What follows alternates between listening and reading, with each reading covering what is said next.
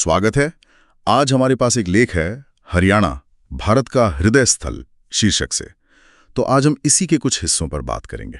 हाँ, और कोशिश करेंगे कि इस जानकारी से हरियाणा के सार को समझें। मतलब इसका इतिहास, संस्कृति, खेलों में जो दबदबा है और अर्थव्यवस्था। बिल्कुल। लेख बताता है कि हरियाणा का मतलब है भगवान का घर, हरि और अयन। और ये राज्य बना 1 नवंबर 1966 को, पंजाब से अलग होकर। तो चलिए इसमें जो जानकारी दी गई है उसे थोड़ा और समझते हैं। और ये समझना जरूरी है कि ये सिर्फ एक भौगोलिक बंटवारा नहीं था। हाँ, लेख में कुरुक्षेत्र का जिक्र है, महाभारत के युद्ध का। तो ये दिखाता है कि इस जमीन का ऐतिहासिक और कह सकते हैं आध्यात्मिक महत्व कितना गहरा है। सही कहा। ये वो बुनियाद है जिस पर आज का हरियाणा खड़ा है एक तरह से। और इसी इतिहास से संस्कृति भी जुड़ती है। लेख कहता है कि जड़ें गांव में हैं। हाँ, बिल्कुल। रागिनी, फाग, सांग, ये लोक संगीत, नृत्य, ये सब रोज की जिंदगी का हिस्सा है वहाँ। और रागिनी गायकी का जिक्र खास तौर पे है। हाँ, जिसमें वो वीरता की कहानियां या सामाजिक मुद्दे ये सब उठाते हैं।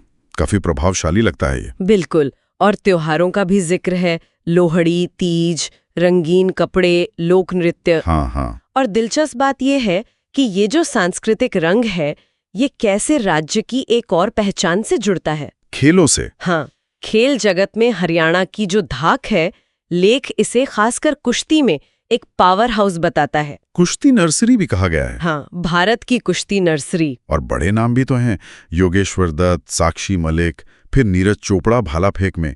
ये तो कमाल ही है, वाकई प्रभावशाली है। अच्छा, खेल से आगे बढ़ें तो अर्थव्यवस्था पर भी बात की गई है।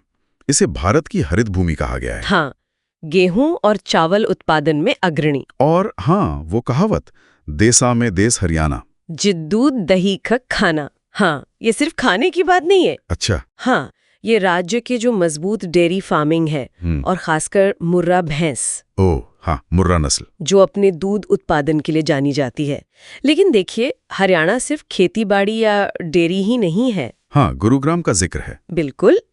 गुरुग्राम गुड़गांव, जो एक बड़ा आईटी और बिजनेस हब बन गया है। तो ये एक तरह का मिश्रण दिखाता है, परंपरा और आधुनिकता का। सही कहा, एक तरफ कृषि, दूसरी तरफ आईटी। लेख में हरियाणवी भाषा का भी जिक्र है, जो हिंदी की एक बोली है। हाँ, और लोगों के स्वभाव का भी। हाँ, वो बेबाक अंदाज, खासकर जाट समुदाय का जिक्र है, उनके स्पष्टवादी स्वभाव के लिए। और घूमने की जगह कुरुक्षेत्र तो है ही। हाँ, सुल्तानपुर पक्षी अभयारण्य, पिंजौर गार्डन और वो सूरजकुंड मेला, वो भी बहुत मशहूर है। सही। तो कुल मिलाकर ये लेख हरियाणा को योद्धाओं, किसानों और जबरदस्त एथलीटों की भूमि के रूप में दिखाता है। हाँ, और अब उसमें तकनीक प्रेमी पेशेवर भी जुड़ गए हैं।